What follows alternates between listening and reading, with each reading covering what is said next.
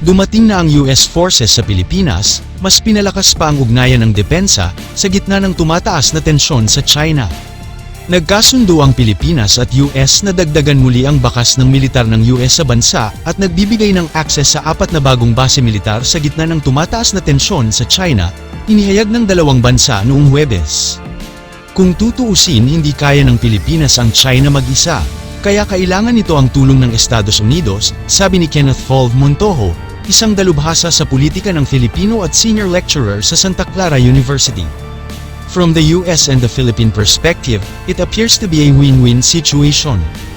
Ang pagpapabilis ng Enhanced Defense Cooperation Agreement ay magbibigay sa US ng access sa 4 pang base militar sa Pilipinas, mayroon ng access ang US sa 5, kabilang ang mga site sa Palawan, Pampanga, Nueva Ecija, Visayas, at Mindanao.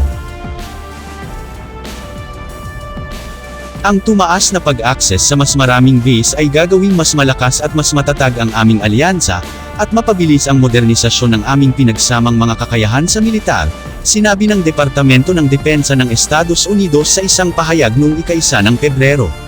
Sa kasalukuyan ay may humigit kumulang 500 tauhan ng militar ng US sa Pilipinas. Sinabi rin ng US na ang pinalawak na base access ay magbibigay daan sa mas mabilis na suporta para sa humanitarian at climate-related na mga sakuna sa Pilipinas, gayon din ang pagpapaunlad ng ekonomiya sa pamamagitan ng dayuhang pamumuhunan at paglikha ng trabaho. Bagamat maraming Pilipino ang maaaring tanggapin ang presensya ng mga Amerikano bilang isang estratehikong paraan upang labanan at hadlangan ang impluwensya at paglusob ng mga Tsino, ang iba ay maaaring mag-ingat pa rin sa mga panlipunang implikasyon ng pagbibigay sa militar ng US ng napakaraming kapangyarihan sa kanilang lupain. Sinabi ni US Defense Secretary Lloyd J. Austin Free sa isang news conference na ang development ay isang big deal, ngunit idiniin na ang deal ay hindi nangangahulugan na ang US ay muling nagtatag ng mga permanenteng baseng Amerikano sa archipelago. Formal na tinapos ng US ang 74 na taong presensyang militar nito sa lugar noong unang bahagi ng 1990s, na isinara ang Clark Air Base at Subic Bay Naval Base matapos tanggihan ng Senado ng Pilipinas ang isang kasunduan na magpapalawig ng presensyang militar ng Amerika kapalit ng tulong. Ang mga lokasyon ng mga karagdagang base militar na magagamit na ngayon ng US ay hindi pa ibinunyag sa publiko, ngunit dati nang napag-usapan ng dalawang bansa ang mga bagong lugar sa hilagang lalawigan ng Cagayan, sa kabila ng kipot mula sa Taiwan, at sa Palawan at Zambales, ayon sa Associated Press. Dumating din ang kasunduan pagkatapos ng halalan noong nakaraang taon na nagdala ng bagong pamunuan sa Pilipinas at tumulong na patatagin ang radical shift in foreign policy ni Pangulong Ferdinand Bongbong Marcos Jr., sabi ni Diane A. Desierto, propesor ng Batas at Pandaigdigang Gawain sa Universidad ng Notre Dame. Ang mga puwersang militar ng Pilipinas at US na kalahok sa balikatan 24 na ay nagsasagawa ng maramihang nakasynchronize, pinagsama at pinagsamang lahat ng operasyon ng domain sa mahigit 1,000 milya ng teritoryo ng Pilipinas sa loob ng 16 na araw, na kinasasangkutan ng mahigit 12 unit sa pinagsamang puwersa.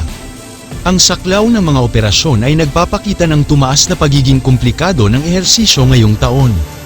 Sa Palawan, katatapos lang ng bilateral forces ng pinagsamang High Mobility Artillery Rocket System Rapid Infiltration Mission at Live Fire event, ang layunin ng pagsasanay ay pataasin ang bilateral interoperability sa komplikadong littoral at coastal defense operations upang masiguro at maprotektahan ang maritime terrain, territorial waters at exclusive economic zone na interes ng Pilipinas. Ang pangunahing layunin o layunin ng ehersisyo ay upang ipakita ang lakas ng alyansa at ang aming pagpayag na ipagtanggol ang aming teritoryo, sabi ni Philippine Army Colonel Mike Logico, balikatan 24 na executive agent. Ipinakita ng HIRAIN ang lakas ng pinagsamang pangkat na kalahok sa balikatan ngayong taon. Sumakay ang HIMARS sa isang transport aircraft ng MC-130J Commando 2 sa Subic Bay bago pumasok sa San Vicente, Palawan. Mula roon ang HIMARS, kasama ang mga artilleria mula sa Philippine Marine Corps, ay sumakay sa isang landing craft, air-cushioned upang lumipat sa USS Somerset upang ipagpatuloy ang kanilang paggalaw sa baybayin ng Palawan magdamag. Kinaumagahan, dumaong ang artilleria ng Pilipinas at HIMARS sa isang dalampasigan na maagang na-secure ng US at Philippine Marines, bago magtatag ng mga posisyon sa pagpapaputok at paglunsad ng mga training rocket at artillery rounds sa mga notional na target. Itong pagsasanay sa HIRAIN ay nagpapakita ng pagiging epektibo ng ating pinagsamang mga operasyon sa pagitan ng mga puwersa ng US at ng Armed Force of the Philippines, na nagbibigay diin sa ating kakayahang mabilis na mag-deploy ng mga kritikal na sistema ng armas sa buong kapuluan upang sama-samang madama at makisali sa mga target ng militar, sabi ni US Army Brig General Bernard Harrington, commander ng 1st Multi-Domain Task Force. Ang pagsasanay sa lahat ng domain ay nagsimula noong ika-24 ng Abril sa Palawan sa mga site ng Enhanced Defense Cooperation Agreement na matatagpuan sa Antonio Bautista Air Base at Balabac Island.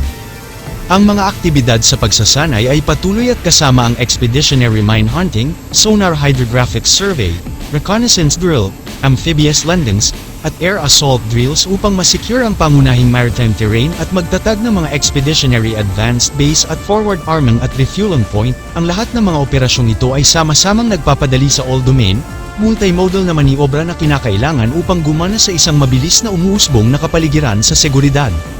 Ang pinagsamang kakayahan ng pinagsamang puwersa ng US at ng Armed Forces of the Philippines ay hahawak sa dalampasigan, sabi ni US Marine Corps Colonel Sean Dinan, Commanding Officer ng 15th Marine Expeditionary Unit. Ang kalibre ng pagsasanay na ito ay naghahanda sa ating mga bansa upang ipagtanggol ang ating mga baybayin bilang isang koponan at ibinabalik ang halaga ng pagtayo ng balikat sa fighting whole. Habang nagsasagawa ng HIMARS operations ang mga bilateral forces sa Palawan, naghahanda rin sila para sa HIRAIN Multimodal Transportation Movement papuntang Subic at follow-on movement sa Northern Luzon. Sa pamamagitan ng tuloy-tuloy na koordinasyon at kooperasyon, matagumpay nating naisasagawa ang mga komplikadong multimodal na operasyon sa transportasyon, mabilis na nagpapatupad ng mga kakayahan sa malalayong sunog upang suportahan ang pagtatanggol sa teritoryo ng Pilipinas, sabi ni US Army Lieutenant Colonel Benjamin Blaine, Commander ng 1st Long Range Fires Battalion, 1st Multi-Domain Task Force. Nakatuon ng US sa pagpigil sa pagpapalawak ng China at pagprotekta sa Taiwan, kaya ang tumaas na presensya nito sa Asia ay malamang na magpapadala ng signal sa superpower ng rehiyon. Dahil sa presensya ng US, ang China ay kailangang maging mas maislan sa kung saan ito haantong dahil malinaw na ang mga tauhan ng Chino at US ay hindi maaaring kasangkot sa isang labanang militar. Sa heograpiya, ang Pilipinas ay nasa isang pangunahing estratehikong lugar para sa US.